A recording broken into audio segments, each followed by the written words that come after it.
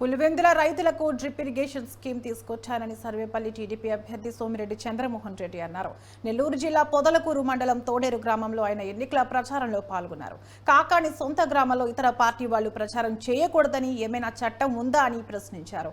తన హయాంలో 63 కోట్లతో కాండలేరు లిఫ్ట్ ఇరిగేషన్ తీసుకొస్తే కాండలేరు ఎడమ కాలువకు ₹1 కోటి కరెంటు బిల్లు కట్టలేని కాకాని మంత్రిగా ఉండటం అవసరమా అని సోమిరెడ్డి ప్రశ్నించారు.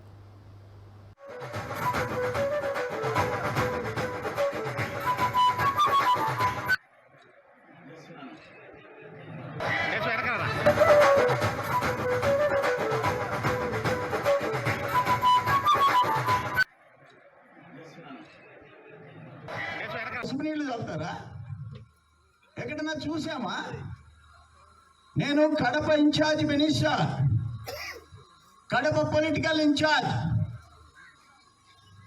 అక్కడ BTech Ravindra Reddy, YS Vivekananda Reddy MLC ఎలక్షన్లో నేను పులివెందుల్లో కూర్చున్నా.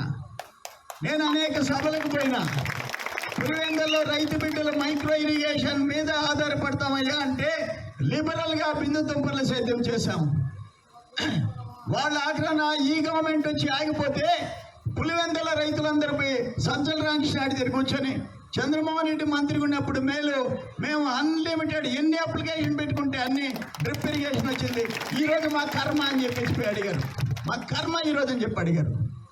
అటువంటిది నేను పులివెందులకి పోగా లేంది, కడప జిల్లా అంతా తిరిగింది లేంది, పెద్దిరెడ్డి రామచంద్రారెడ్డి ఉండే పుంగనూరుకి పోందా లేంది, తోడేరుకు వస్తే తప్ప ఏం పగలు తీస్తారా?